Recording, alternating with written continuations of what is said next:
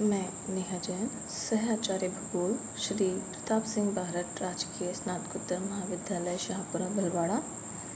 आज का विषय है अंतर्जात और बहिर्जात शक्तियाँ और वलन। तो सबसे पहले बात करते हैं अंतर्जात और बहिर्जात शक्तियाँ क्या होती हैं।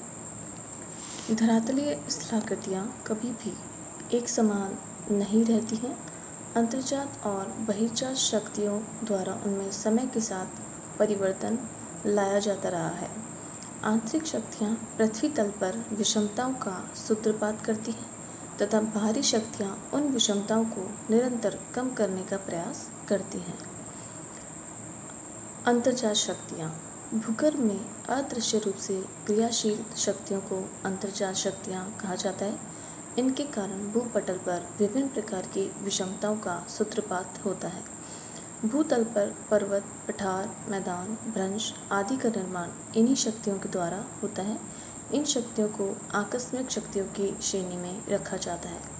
भू संचलन के 3 मुख्य कारण होते हैं। पहला, पृथ्वी के आंतरिक भाग में तापीय विषमता। दूसरा, पृथ्वी के भीतर चट्टानों का फैलना और सिकुड़ना। तीसरा, पृथ्वी के आंतरिक भागों में मैग्मा का स्थानांतरण होना। आंतरिक शक्तियाँ 2 प्रकार की होती हैं। पहला है पटल विरूपणकारी शक्तियाँ और दूसरा है पर्वत निर्माणकारी शक्तियाँ या संचलन।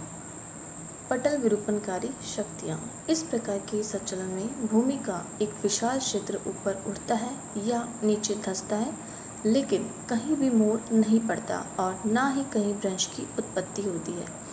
इस संचलन के कारण धरातल में 2 तरह के उत्थान होते हैं। जब महाद्वीप का कोई भाग अपने आसपास के क्षेत्र से ऊंचा उठ जाता है तो इसे उत्थान कहा जाता है, किंतु जब महाद्वीप का कोई भाग जो कभी जलमग्न था यदि आसपास के क्षेत्र से ऊपर उठता है तो इसे निर्गमन कहा जाता है।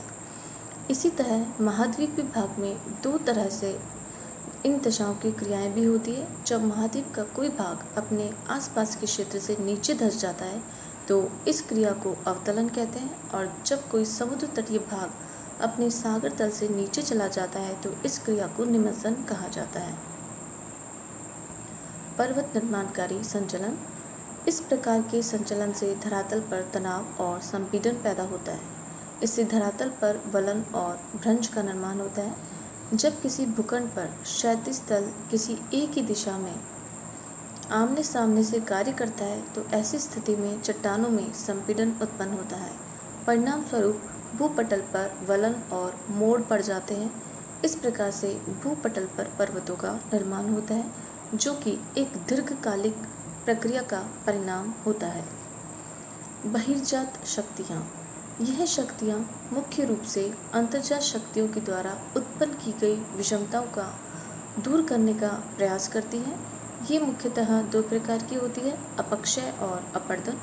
अपक्षय से तात्पर्य चट्टानों का एक ही स्थान पर टूटने और फूटने से होता है। इसमें चट्टानें एक ही स्थान पर विघटित हो जाती है। इस क्रिया में चट्टानों का परिवहन सम्मिलित नहीं होता। अपरदन एक गतिशील क्रिया है। इसके द्वारा चट्टानों को काट छाँट कर तथा विभिन्न माध्यमों से परिवहन कर विभिन्न प्रकार के स्थलाकृतियों का निर्माण होता है। इसमें चट्टानों के टूटने फूटने से लेकर उनका परिवहन सभी सम्मिलित किया जाता है। बहता हुआ जल, पवन, हिमानी, परिहिमानी, सागरीय तरंगे अपरदन के मुख्य साधन हैं, जो लंबे समय तक भूपटल पर पाई जाने वाली विषमताओं को दूर करने का प्रयास करते हैं। बहिर्जात शक्तियों में ये सबसे प्रमुख कारक है।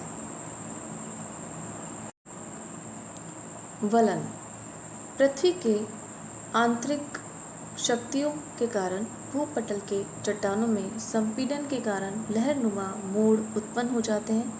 इन्हीं से विभिन्न प्रकार के वलनों की उत्पत्ति होती है। वलन मुख्यतः मुलायम चट्टानों में बनता है, जो कि अवसादी क्रिया से बनी हुई होती हैं। वलन में ऊपर उठे हुए भाग को अपनति और नीचे धंसे हुए भाग को अभिनति कहा जाता है। वलन के प्रकार।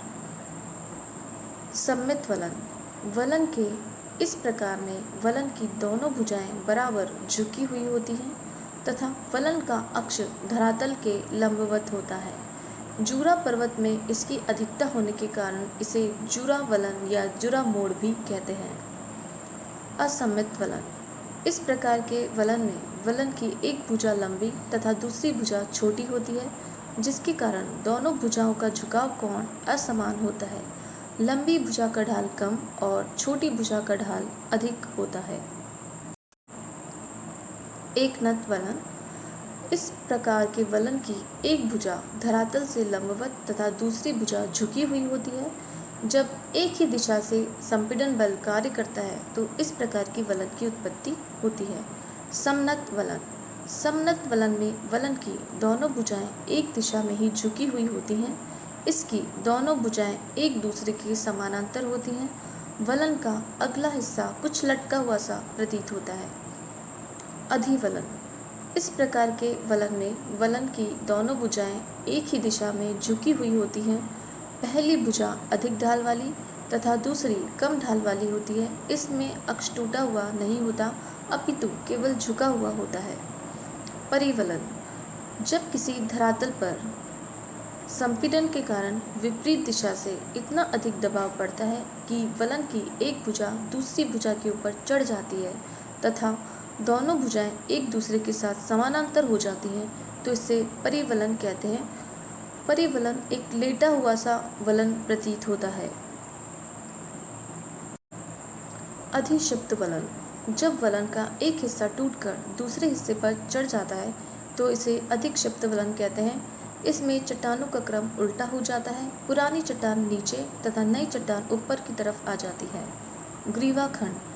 जब धरातल पर संपीड़न इतना अधिक होता है कि वलन की एक भुजा टूटकर दूर स्थानांतरित हो जाती है तो ऐसे वलन को ग्रीवाखंड कहते हैं। ये वलन सभी प्रकारों में सबसे प्रमुख है।